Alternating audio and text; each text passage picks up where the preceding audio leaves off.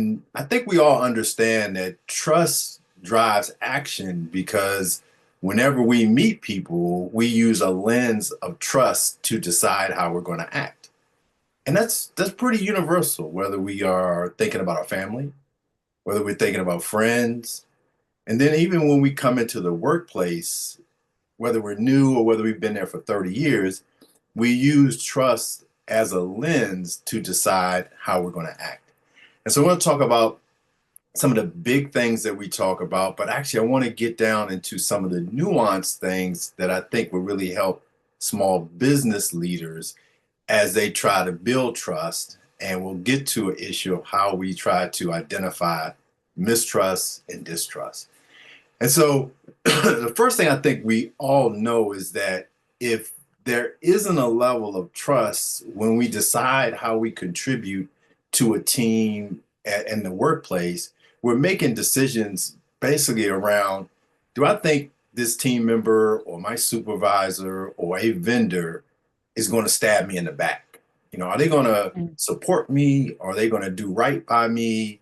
Are they going to have my best interest in mind? And those thoughts and what I know about that person at that moment, or what I perceive about that person, guides the degree to which I act, the degree to which I contribute, and maybe most importantly, the degree to which I contribute fully.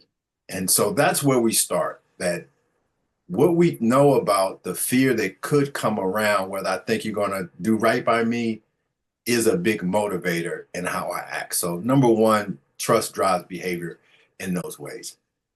But in a more nuanced way, and in a way that I think a lot of small business owners don't take into consideration, is that there's some micro issues around fear that also come to play in whether an employee or a vendor would also act based on trust. And so I want to just bring two to the forefront.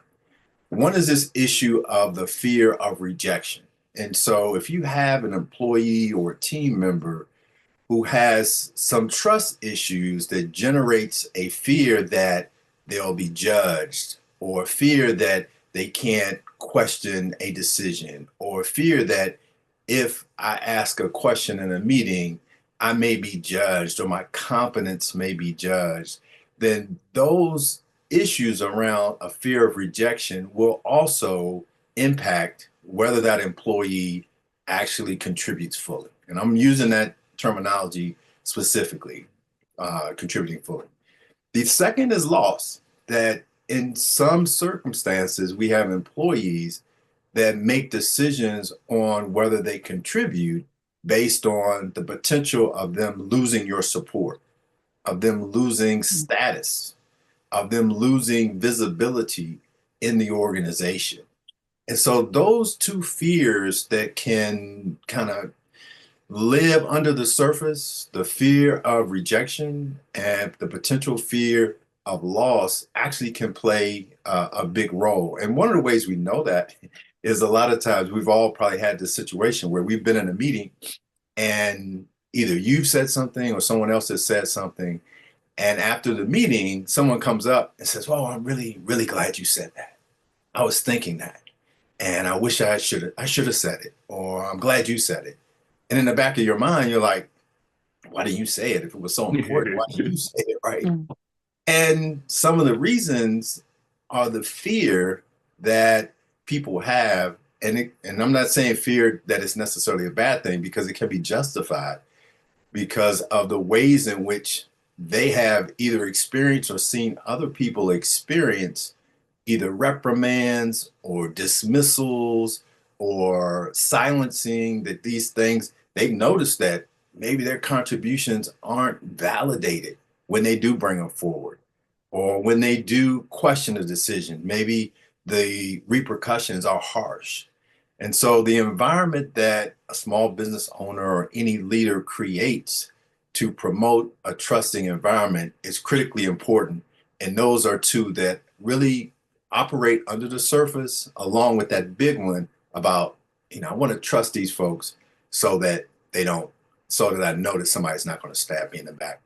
And so the last thing I'll say Mm. before we move on to the next point is that all of these issues that we see having an impact on whether an employee or vendor actually does contribute fully to the success of an organization can be impacted by fear, which in some cases can be mitigated by trust.